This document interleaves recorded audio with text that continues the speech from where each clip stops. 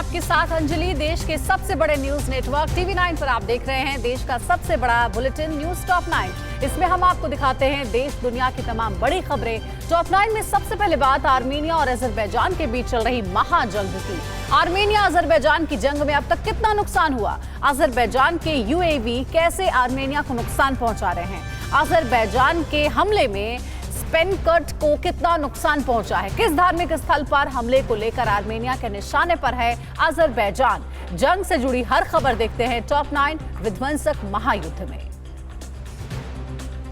Nagorno Karabakh में Armenia और Azerbaijan के बीच खूनी जंग जारी है। दोनों देशों की सेना एक दूसरे को बम बारूद से निशाना बना रही है। भारी बमबारी और फायरिंग से दोनों देशों को बड़ा नुकसान पहुंचा है। 13 दिन से चल रही इस जंग में अब तक 15,000 से भी ज्यादा लोगों की मौत हो गई है। अजरबैजान के TB2 UAV आर्मेनिया के सैन्य ठिकानों पर कहर बरसा रहे हैं। अजरबैजान के रक्षा मंत्रालय ने TB2 UAV के हमले का एक वीडियो जारी किया है। वीडियो में TB2 UAV आर्मेनिया के 2 सैन्य ठिकानों को निशाना बनाते दिख रहे हैं। UAV के हमले में आर्मेनिया के सैन्य ठिकाने चंद सेकंड में ही तबाह हो गए। अजरबैजान की सेना ने नागोर्नो काराबाख की राजधानी स्टेपनकर्ट को लगातार निशाना बनाया है। स्टेपनकर्ट के रिहायशी इलाकों पर क्लस्टर बम बरसाए जा रहे हैं। भारी बमबारी से पूरा स्टेपनकर्ट तबाह हो गया है। हजारों लोग स्टेपनकर्ट छोड़कर अब दूसरी जगहों पर चले गए हैं। आर्मेनिया की सेना ने अजरबैजान के गेंजा शहर को निशाना बनाया। आर्मेनिया की बमबारी में गेंजा में इमारतों को भारी नुकसान पहुंचा है। बमबारी में कई इमारतें देखते देखते मलबे में तब्दील हो गई। गेंजा में मलबे का ढेर इस बात की गवाही दे रहा है कि यहाँ आर्मेनिया के हमले से भारी तबाही हुई है। आर्मेनिया और अजरबैजान की जंग में रिहायशी इलाकों के साथ ही पुरानी धार्मिक इमारतों को भी निशाना बनाया जा रहा है। आर्मेनिया ने अजरबैजान पर काराबाख में चर्च की पुरानी इमारत को नुकसान पहुंचाने का आरोप लगाया। अजरबैजान के हमले में चर्च की इमारत क्षतिग्रस्त हो गई है। अजरबैजान ने चर्च को निशाना बनाने के आर्मेनिया के आरोप को गलत बताया है। अजरबैजान का कहना है कि उसकी सेना सिर्फ आर्मेनिया के सैन्य ठिकानों को निशाना बना रही है। अजरबैजान का कहना है कि आर्मेनिया झूठे आरोप लगा रहा है। अजरबैजान के रक्षा मंत्रालय ने एक वीडियो जारी कर आर्मेनिया के UAV को मार गिराने का दावा किया है। आर्मेनिया का UAV अजरबैजान के ठिकानों को निशाना बनाने पहुंचा था। अजरबैजान की सेना ने आर्मेनिया के इस UAV को मार गिराया। ड्रोन के मार गिराए जाने के बाद इलाके में धुएं का गुबार देखा गया। अजरबैजान ने दावा किया कि उसके एयर डिफेंस सिस्टम ने आर्मेनिया के एक मिसाइल अटैक को नाकाम कर दिया है। आर्मेनिया ने अजरबैजान के इलाकों को निशाना बनाते हुए मिसाइल अटैक किया था, लेकिन अजरबैजान के एयर डिफेंस सिस्टम ने इस हमले को नाकाम कर दिया। आर्मेनिया ने अजरबैजान के तेल भंडारों पर बम बरसाकर भारी तबाही की। अजरबैजान का दावा है कि आर्मेनिया ने BTC तेल पाइपलाइन के पास क्लस्टर बम दागे। हालांकि कई रॉकेट फेल हो गए। फ्रांस की एक जर्नलिस्ट ने भी ऐसा ही दावा किया है। अजरबैजान आर्मेनिया के बीच शांति के लिए रूस की नई पहल क्या है? टर्की को नाटो ने क्या चेतावनी दी है? ईरान पर क्यों बैन लगाने की तैयारी कर रहा है अमेरिका? और अफगानिस्तान में तालिबान ने कैसे दिखाई है ताकत? देखते हैं top 9 world on war mode. रूस के राष्ट्रपति व्लादिमीर पुतिन ने आर्मेनिया और अजरबैजान के विदेश मंत्रियों को बातचीत के लिए मॉस्को आने का निमंत्रण दिया है। रूस के विदेश मंत्री की मध्यस्थता में मॉस्को में आज आर्मेनिया और अजरबैजान के विदेश मंत्रियों की बातचीत हो सकती है। आर्मेनिया और अजरबैजान के बीच शांति की कोशिशें तेज हो गई हैं। अजरबैजान के विदेश मंत्री ने मिन्स्क ग्रुप की बैठक में फ्रांस, रूस और अमेरिका के राजनयिकों से मुलाकात। इस मुलाकात में युद्ध रोकने और शांति के लिए बातचीत को आगे बढ़ाने पर चर्चा हुई है। अजरबैजान और आर्मेनिया में शांति के प्रयास के बीच आर्मेनिया के प्रधानमंत्री निकोलियन पशिनियन ने कहा कि नागोर्नो काराबाख के लोग आर्मेनिया के साथ रहना चाहते हैं। निकोलियन पशिनियन ने आरोप लगाया कि अजरबैजान नहीं चाहता है कि आर्मेनियाई मूल के लोग नागोर्नो काराबाख में रहें। आर्मेनिया और अजरबैजान की लड़ाई के बीच रूस के फॉरेन इंटेलिजेंस चीफ ने कहा कि नागोर्नो काराबाख की लड़ाई आतंकियों के लिए लॉन्च पैड साबित हो सकती है। रूस ने कहा कि आतंकी खतरे को देखते हुए वो चुप नहीं रह सकता। जंग में अजरबैजान का समर्थन कर रहे तुर्की की परेशानी बढ़ती जा रही है। नाटो ने कहा कि रूस और तुर्की में जंग छिड़ती है तो नाटो तुर्की का साथ नहीं देगा। नाटो का कहना है कि जंग तुर्की की जमीन पर नहीं लड़ी जा रही, इसीलिए नाटो इस लड़ाई में तुर्की का साथ नहीं देगा। अमेरिका के 2 सांसदों ने तुर्की पर बैन लगाने की मांग की है। अमेरिकी सांसदों का कहना है कि तुर्की रूस से खरीदे गए S-400 एंटी एयरक्राफ्ट सिस्टम का इस्तेमाल नाटो के यूनुमिया मिलिट्री एक्सरसाइज में शामिल फ्रांस, इटली, ग्रीस और साइप्रस के एक F-16 जहाजों को ट्रैक करने में कर रहा है। ईरान से तनातनी के बीच अमेरिका ईरान पर और बैन लगाने की तैयारी में है। अमेरिका ईरान के बैंक और दूसरे फाइनेंशियल संस्थानों पर बैन लगा सकता है। अमेरिका की नजर ईरान के उन 14 बैंकों पर है जो फिलहाल बैंक के दायरे से बाहर हैं। इस बैन से ईरान के लिए जरूरी सामान का आयात बेहद ही मुश्किल हो जाएगा। रूस की तरफ से हाइपरसोनिक क्रूज मिसाइल जिरकॉन के परीक्षण के बाद अमेरिका रूस के मिसाइल कार्यक्रम पर नजर रखे हुए है। अमेरिका का कहना है कि अपने सामरिक हितों को देखते हुए वो रूस के मिसाइल कार्यक्रम पर नजर बनाए हुए है। अफगानिस्तान से अपने सैनिकों के वापस बुलाने के अमेरिका के ऐलान के बाद तालिबान के हौसले बुलंद होने लगे हैं। अफगानिस्तान के लोगर में तालिबान ने शक्ति प्रदर्शन किया। इस शक्ति प्रदर्शन में हाथों में हथियार लिए तालिबान के लड़ाके शामिल हुए। आगे बढ़ेंगे। एलएसी पर चीन की नई साजिश क्या है? इमरान खान क्यों जा रहे हैं पीओके? अमेरिका का aircraft carrier U S S Ronald Reagan कहां पहुंचा है? चीन को अमेरिका ने क्या चेतावनी दी? चीन पाकिस्तान की साजिश से जुड़ी हर बड़ी खबर देखते हैं टॉप 9 चीन पाकिस्तान साजिश में। पूर्वी लद्दाख में चीन ने सेना और हथियारों की तैनाती बढ़ा दी है। एलएसी पर चीनी आर्मी की संख्या 50,000 तक पहुंच गई है। डेप्सांग सेक्टर में चीन के 25 अतिरिक्त टैंक, इतने ही इन्फेंट्री कॉम्बैट व्हीकल और 400 सैनिक मौजूद हैं। पीएलए ने एलएसी पर लद्दाख के पास कुछ तोपों की भी तैनाती की है। एलएसी के अलावा चीन उत्तराखंड बॉर्डर पर भी साजिश रच रहा है। उत्तराखंड नेपाल सीमा पर चीन नया बेस बनाने में जुटा है। सैटेलाइट तस्वीरों से खुलासा हुआ है कि चीन 4000 फीट की ऊंचाई पर अपना बेस बना रहा है, जो भारत की सीमा से करीब 100 किलोमीटर की दूरी पर है। चीन से तनाव के बीच पाकिस्तान के प्रधानमंत्री इमरान खान जल्द पीओके जाएंगे। इमरान के पीओके जाने का मकसद अपनी सेना की तैयारियों का जायजा लेना है। चीन के आदेश पर पाकिस्तान भारत के खिलाफ जंग की तैयारी कर रहा है। इसी के तहत 2 दिन पहले पाक आर्मी चीफ बाजवा भी पीओके के दौरे पर गए थे। महंगाई से करहा रहे पाकिस्तान के मंत्रियों ने इसके लिए भारत पर झूठा आरोप लगाया है। इमरान के मंत्री शेख रशीद और शाह महमूद कुरैशी ने कहा कि एफएटीएफ की ब्लैकलिस्ट में डलवाने के लिए भारत पूरी कोशिश कर रहा है और इसी वजह से पाकिस्तान की हालत खराब हो गई है। पाकिस्तान में महंगाई की हालत ये है कि यहाँ गेहूँ 6,000 रुपए प्रति क्विंटल के भाव रहा है। चीन को घेरने के लिए अमेरिका ने अपने aircraft carrier U S S Ronald Reagan को अंडमान के पास भेजा है। परमाणु शक्ति से चलने वाले इस एयरक्राफ्ट कैरियर पर अमेरिका के 90 घातक लड़ाकू विमान और 3000 से भी ज्यादा मरीन तैनात हैं। साउथ चाइना सी में पहले से ही अमेरिका के कई युद्धपोत तैनात हैं। एलएसी पर चीन के जवानों को ठंड का भय सताने लगा है। इसी वजह से एलएसी की ऊंची जगहों पर ठंड से बचने के लिए चीन ने अपने सैनिकों के लिए थर्मल टेंट की व्यवस्था की है। इन थर्मल कैंपों की मदद से चीनी सैनिक -55 डिग्री तापमान और 5500 मीटर की ऊंचाई पर भारत के सैनिकों की तरह रह सकते हैं। भारत का कहना है कि पाकिस्तान की जेल में बंद कुलभूषण जाधव मामले में इमरान की सरकार अंतर्राष्ट्रीय कोर्ट का कहना नहीं मान रही। पाकिस्तानी वकीलों ने कुलभूषण का केस लड़ने से इनकार कर दिया है और इमरान सरकार ने भारतीय वकीलों या क्वींस काउंसिलर की नियुक्ति से इनकार कर दिया।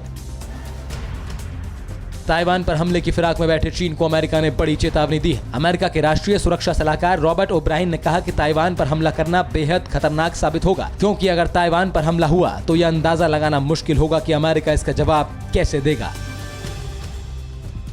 मानवाधिकारों के उल्लंघन के लिए दुनिया भर में बदनाम चीन ने उल्टे अमेरिका को नसीहत दे दी है। चीन ने कहा कि अमेरिका को चीन के मानवाधिकारों के बारे में सोचने की जरूरत नहीं है। अमेरिका में कोरोना से रोजाना लोग मर रहे हैं। अमेरिका इस पर ध्यान दे और इसके लिए उसे शर्मिंदा होना चाहिए। और अब भारतवर्ष की खबरें देखेंगे। पश्चिम बंगाल सरकार पर बीजेपी ने क्या आरोप लगाया है? लीबिया में अगवा किए गए भारतीय नागरिकों का क्या हाल है? कोरोना काल में चुनावी रैलियों के लिए केंद्र सरकार ने क्या नियम बनाए हैं? देश की सभी बड़ी खबरों के लिए देखते हैं टॉप 9 भारतवर्ष। कोलकाता में बीजेपी के प्रदर्शन में हुई पुलिसिया कार्रवाई पर बीजेपी ने कड़ी नाराजगी जताई है। बीजेपी का कहना है कि बंगाल में बीजेपी कार्यकर्ताओं की हत्या होती है, लेकिन उसके खिलाफ जांच तक शुरू नहीं होती। गुरुवार को कानून व्यवस्था को लेकर बीजेपी के प्रदर्शन को रोकने के लिए पुलिस ने जमकर लाठीचार्ज किया था। केंद्रीय मंत्री रामविलास पासवान के पार्थिव शरीर को आज अंतिम दर्शन के लिए दिल्ली में उनके आवास 12 जनपद पर सुबह 10 बजे रखा जाएगा। दोपहर 2 बजे पार्थिव शरीर को दिल्ली से पटना ले जाया जाएगा। पटना के एलजेपी दफ्तर में लोग उन्हें श्रद्धांजलि दे पाएंगे। रामविलास पासवान का अंतिम संस्कार पटना में शनिवार को किया जाएगा।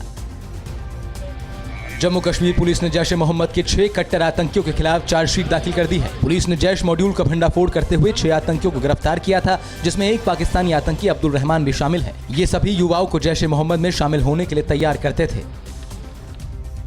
एनआईए ने बेंगलुरु से आईसिस के 2 सदस्यों को गिरफ्तार किया है। ये दोनों युवाओं को कट्टरपंथी बनाने और आईसिस में शामिल होने के लिए धन मुहैया कराने में शामिल थे। आईसिस के दोनों गिरफ्तार सदस्यों के नाम अब्दुल कादिर और इरफान नासिर हैं। कुछ दिन पहले ही एनआईए ने बेंगलुरु से एक डॉक्टर को भी गिरफ्तार किया था। लीबिया से अगवा किए गए 7 भारतीय नागरिक सुरक्षित हैं। ट्यूनेशिया में स्थित भारतीय दूतावास लीबिया सरकार और कुछ अंतर्राष्ट्रीय संगठनों की मदद से 7 हिंदुस्तानियों की रिहाई की कोशिश में लगा है। 7 भारतीयों को आतंकियों ने पैसे के लिए 14 सितंबर को त्रिपोली से अगवा कर लिया था। प्रधानमंत्री मोदी ने कनाडा में इन्वेंट इंडिया कॉन्फ्रेंस को ऑनलाइन संबोधित करते हुए कनाडा की बिजनेस कम्युनिटी को भारत में इन्वेस्ट करने का न्योता दिया है। मोदी ने कहा कि भारत इन्वेस्ट करने के लिए दुनिया की सबसे अच्छी जगह है। प्रधानमंत्री ने कहा कि मैन्युफैक्चरिंग और सर्विस सेक्टर के लिए भी भारत बहुत अच्छा विकल्प है। केंद्र सरकार ने बिहार समेत 12 राज्यों में चुनावी रैली को मंजूरी दे दी है। चुनावी रैली में अब 100 से ज्यादा लोग शामिल हो सकेंगे। केंद्र ने कोरोना महामारी की वजह से पहले 15 अक्टूबर तक रैली पर रोक लगाई थी। रैली के लिए एंट्री गेट पर सैनिटाइजर और थर्मल स्कैनिंग की व्यवस्था करना अनिवार्य होगा। रैली में उन्हें ही एंट्री मिलेगी जो फेस मास्क लगाए होंगे। दिल्ली में 26 से 27 अक्टूबर को भारत और अमेरिका के बीच 2+2 स्तर की वार्ता होने की संभावना है। इस बातचीत में दोनों पक्षों के बीच रणनीतिक सहयोग की समीक्षा होगी। बातचीत में शामिल होने के लिए अमेरिकी विदेश मंत्री माइक पॉम्पियो और रक्षा मंत्री मार्क एस्पर दिल्ली आएंगे। मुंबई में भारतीय रिजर्व बैंक की मौद्रिक नीति की समीक्षा के लिए चल रही बैठक का आज आखिरी दिन है। आज बैठक खत्म होने के बाद आरबीआई के governor Shaktikanta Das press conference करेंगे। आरबीआई गवर्नर बैठक में लिए गए फैसलों की जानकारी देंगे। दिल्ली मुंबई की खबरें देखते हैं। दिल्ली में कितना पहुंचा कोरोना का आंकड़ा? मनीष सिसोदिया ने क्यों कहा हमारे साथ कुदरत का सॉफ्टवेयर है? कौन सी यूनिवर्सिटी कोरोना वॉरियर्स के बच्चों को देगी स्कॉलरशिप? दिल्ली मुंबई से जुड़ी सभी बड़ी खबरों के लिए देखिए टॉप 9 दिल्ली मुंबई। दिल्ली में कोरोना मरीजों का आंकड़ा 3 लाख के पार हो गया है। पिछले 24 घंटों में 2726 नए मामले सामने आए हैं, जिनमें से 37 मरीजों की मौत हो गई। इनको मिलाकर राजधानी में कोरोना मरीजों की संख्या 3 लाख के पार पहुंच गई है। दिल्ली में अब तक कुल 35 लाख लोगों का कोरोना टेस्ट हो चुका है। दिल्ली के नरेला इलाके में प्लास्टिक फैक्ट्री में भीषण आग लग गई। देखते ही देखते आग ने पूरी फैक्ट्री को अपने आगोश में ले लिया। फायर ब्रिगेड की 20 गाड़ियों ने कड़ी मशक्कत के बाद आग पर काबू पाया। फैक्ट्री में पीवीसी सोल बनाए जाते हैं। अभी तक आग लगने के कारणों का पता नहीं लग पाया है। दिल्ली के डिप्टी सीएम मनीष सिसोदिया ने कोडेथॉन प्रोग्राम की शुरुआत की। इसके जरिए 12,000 स्कूली बच्चों को कोडिंग सिखाई जाएगी। मनीष सिसोदिया ने कहा कि अच्छी नीयत से काम करने पर सारी कायनात साथ देती है। ऐसा लगता है कि मानो दिल्ली के लिए कुदरत का कोई अलग ही सॉफ्टवेयर काम कर रहा है। हमारे बच्चों को कोडिंग सिखाने के लिए विभिन्न संस्थाओं का एक मंच पर आना बड़ी बात है। दिल्ली के अंबेडकर नगर इलाके में पुलिस और बदमाशों के बीच मुठभेड़ हो गई। मुठभेड़ के बाद पुलिस ने 1 लाख के नामी बदमाश करमवीर काला और उसके साथी को गिरफ्तार किया है। गिरफ्तार बदमाश के पास से 1 कार और 2 पिस्टल बरामद हुई। दिल्ली पुलिस ने पिछले 24 घंटों में 6 बदमाशों को गिरफ्तार किया है। दिल्ली से सटे गुरुग्राम में महिला ने पुलिस कमिश्नर ऑफिस के सामने आत्मदाह की कोशिश की। महिला ने अपने शरीर पर ज्वलनशील पदार्थ छिड़ककर जैसे ही आग लगाने की कोशिश की, मौके पर मौजूद महिला पुलिसकर्मियों ने माचिस छीन ली। पुलिस ने बताया कि महिला पहले भी कई बार आत्मदाह का प्रयास कर चुकी है, जिस पर केस भी दर्ज हुआ था। कोरोना वॉरियर्स के बच्चों के लिए नोएडा इंटरनेशनल यूनिवर्सिटी ने बड़ा ऐलान किया है। एनआईयू के वाइस चांसलर विक्रम सिंह ने बताया कि corona warriors, police, doctors, paramilitary और पत्रकारों के बच्चों को नए सत्र में सभी कोर्स में 20% स्कॉलरशिप यूनिवर्सिटी की तरफ से दी जाएगी। मध्य प्रदेश पुलिस ने अंतर्राज्यीय ड्रग्स गैंग का भंडाफोड़ करते हुए 7 करोड़ की चरस बरामद की है। 2 लग्जरी गाड़ियों में सीटों के अंदर 117 किलो चरस छिपा कर रखी गई थी। पुलिस ने चरस के साथ 7 तस्करों को गिरफ्तार किया है, जिनमें 4 उत्तर प्रदेश और 3 तमिलनाडु के रहने वाले हैं। दिल्ली से सटे ग्रेटर नोएडा के दादरी में मासूम को बंधक बनाकर रेप का मामला सामने आया है। पीड़ित परिवार ने पुलिस पर मामले को दबाने और आरोपी से समझौता करने का दबाव बनाने का आरोप लगाया है। पीड़ित परिवार ने केस दर्ज करने की मांग को लेकर हंगामा किया और आरोपी पर सख्त कार्रवाई करने की मांग की। सुशांत सिंह राजपूत की मौत से जुड़े ड्रग मामले में 1 महीने से जेल में बंद सुशांत के सहयोगी सैमुअल मिरांडा और दीपेश सावंत को रिहा किया गया। बॉम्बे हाई कोर्ट से जमानत मिलने के बाद दोनों को जेल से रिहा किया गया। बिहार चुनाव की बात करेंगे। बिहार में बीजेपी के दिग्गज नेता कब से शुरू करेंगे चुनाव प्रचार? आरजेडी को अब किसने दिया झटका? नीतीश पर बीजेपी के किस बागी नेता ने साधा है निशाना? बिहार विधानसभा चुनाव से जुड़ी सभी बड़ी खबरों के लिए देखिए top 9 battle of Bihar. Bihar में बीजेपी के दिग्गज नेता 11 अक्टूबर से चुनाव प्रचार की शुरुआत करेंगे। 11 अक्टूबर को गया में बीजेपी के राष्ट्रीय अध्यक्ष जेपी नड्डा चुनावी रैली करेंगे। 13 अक्टूबर के बाद मुख्यमंत्री नीतीश कुमार के साथ बीजेपी नेताओं की साझा रैलियां होंगी। ये रैलियां उन विधानसभा इलाकों में होंगी जहां एलजेपी के उम्मीदवार चुनाव लड़ रहे हैं। आरजेडी के कद्दावर नेता रहे रघुवंश प्रसाद सिंह के बेटे सत्य प्रकाश सिंह जेडीयू में शामिल हो गए हैं। सूत्रों के मुताबिक जेडीयू सत्य प्रकाश सिंह को विधान परिषद भेजेगी। रघुवंश प्रसाद सिंह का परिवार आरजेडी में रामा सिंह की एंट्री का विरोध कर रहा था। लोक जनशक्ति पार्टी ने बिहार विधानसभा चुनाव के लिए 42 उम्मीदवारों की दूसरी लिस्ट जारी की है। दूसरी लिस्ट में बीजेपी से एलजेपी में शामिल हुए 9 नेताओं को टिकट दिया गया है। जेडीयू से एलजेपी में शामिल हुए 2 नेताओं को भी टिकट मिला है। दूसरी लिस्ट में 9 महिलाओं को भी एलजेपी ने टिकट दिया। बीजेपी छोड़कर एलजेपी में शामिल हुए रामेश्वर चौरसिया ने सासाराम से नामांकन किया। नामांकन के दौरान रामेश्वर चौरसिया के समर्थकों ने नरेंद्र मोदी जिंदाबाद के नारे लगाए। पर्चा भरने के बाद रामेश्वर चौरसिया ने कहा कि नीतीश कुमार ने बिहार को बदनाम किया है। पूर्णिया में आरजेडी के पूर्व नेता शक्ति मलिक की हत्या को लेकर तेजस्वी यादव ने बिहार के मुख्यमंत्री नीतीश कुमार पर हमला किया। तेजस्वी यादव ने कहा कि राजनीतिक षड्यंत्र के तहत इस केस में मेरा नाम घसीटा गया है। तेजस्वी ने चिट्ठी लिखकर नीतीश कुमार से शक्ति मलिक हत्याकांड की सीबीआई जांच कराने की मांग की है। बिहार विधानसभा चुनाव के लिए बीएसपी से गठबंधन करने वाले आरएलएसपी के मुखिया उपेंद्र कुशवाहा ने अपनी पार्टी के उम्मीदवारों की पहली लिस्ट जारी कर दी है। आरएलएसपी की लिस्ट में 42 उम्मीदवारों के नाम हैं। आरएलएसपी बीएसपी के गठबंधन में अब ओबीसी की एआईएमआईएम भी शामिल हो गई है। झारखंड मुक्ति मोर्चा ने बिहार विधानसभा चुनाव के लिए 5 सीटों पर उम्मीदवारों के नाम की घोषणा की है। जेएमएम ने चकाई से एलिजाबेथ सोरेन, झाझा से अजीत कुमार, कटोरिया से अंजेला हांसदा, मनिहारी से फूलमणि हेम्ब्रम और धमदाहा से अशोक कुमार हांसदा को टिकट दिया है। सीपीएम ने बिहार में 4 विधानसभा सीटों के लिए अपने उम्मीदवारों की घोषणा कर दी है। सीपीएम ने विभूतिपुर से अजय कुमार, मांझी से सत्येंद्र यादव, मटिहानी से राजेंद्र प्रसाद सिंह और पीपरा से राजमंगल प्रसाद को उम्मीदवार बनाया है। सीपीआई ने कहा कि पार्टी की राष्ट्रीय कार्यकारिणी के सदस्य कन्हैया कुमार महागठबंधन के चुनावी अभियान में शरीक होंगे। कन्हैया कुमार आरजेडी नेता तेजस्वी यादव के साथ चुनाव प्रचार भी कर सकते हैं। सीपीआई बिहार में महागठबंधन के साथ चुनाव लड़ रही है। इधर नागपुर में कोरोना वॉरियर्स को कितने महीने से नहीं मिला है वेतन? गुजरात के किस शहर में आसमान से बरसा सोना? कहां हेलीकॉप्टर की लैंडिंग से ग्रामीणों में मची है अफरा तफरी? देश की दूसरी खबरें देखते हैं टॉप 9 अन्य राज्य में। महाराष्ट्र के नागपुर में कोरोना मरीजों का इलाज कर रहे डॉक्टर वेतन न मिलने से हड़ताल पर चले गए हैं। आयुर्वेदिक अस्पताल में कार्यरत 140 डॉक्टरों ने बताया कि पिछले 4 महीने से वेतन नहीं मिला है, जिसकी वजह से हमारे सामने रोजी रोटी का संकट खड़ा हो गया है। हमने कई बार अपील की लेकिन सुनवाई नहीं हुई, जिसकी वजह से हड़ताल करना मजबूरी है। गुजरात के सूरत में सोना मिलने की अफवाह पर लोगों की भारी भीड़ उमड़ पड़ी। डुमस इलाके में कुछ लोगों को सड़क और खेत से सोने जैसी धातु मिली है। स्थानीय लोगों ने बताया कि कल रात कुछ लोगों ने सोना मिलने की अफवाह फैलाई थी, जिसके बाद से ही रात में भी लोग सोना खोजने के लिए पहुंचे थे। उत्तर प्रदेश के सहारनपुर में एयरफोर्स के हेलीकॉप्टर की इमरजेंसी लैंडिंग से खेतों में काम कर रहे किसानों में अफरा तफरी मच गई। तकनीकी खराबी की वजह से हेलीकॉप्टर की जंगल में इमरजेंसी लैंडिंग हुई थी। हेलीकॉप्टर लैंडिंग की सूचना पर पुलिस और एयरफोर्स की टीम आनन फानन में मौके पर पहुंची। आगरा में एयरफोर्स और सेना के जवानों ने दलदल में फंसी जिप्सी को कड़ी मशक्कत के बाद बाहर निकाला। कल एयरफोर्स के जवान उड़ान के दौरान पैराशूट की मदद से जिप्सी उतारने का अभ्यास कर रहे थे। उसी समय हवा के साथ पैराशूट गलत दिशा में चला गया और जिप्सी तालाब में गिर गई। दलदल में गिरने से जिप्सी चकनाचूर होने से बच गई।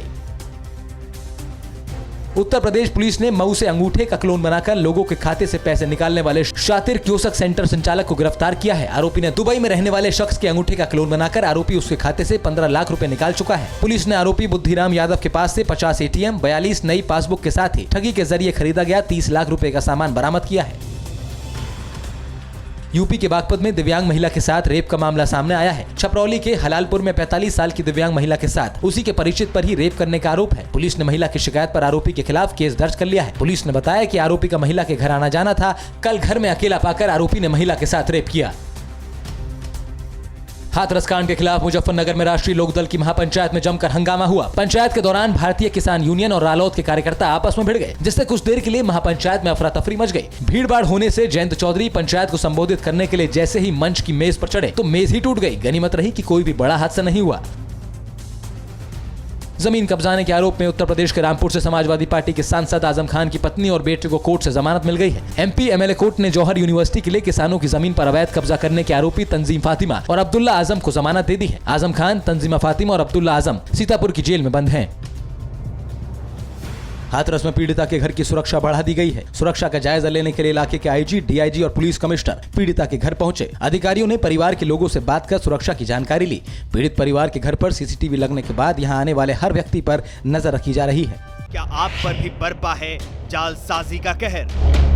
सपने टूटे आपके, न घर के न घाट के। क्या आप भी हुए हैं धोखाधड़ी के शिकार? भेजिए अपनी आप बीती lootkhar@tv9.com पर। देखिए रोज रात 9:30 बजे। फिक्र आपकी,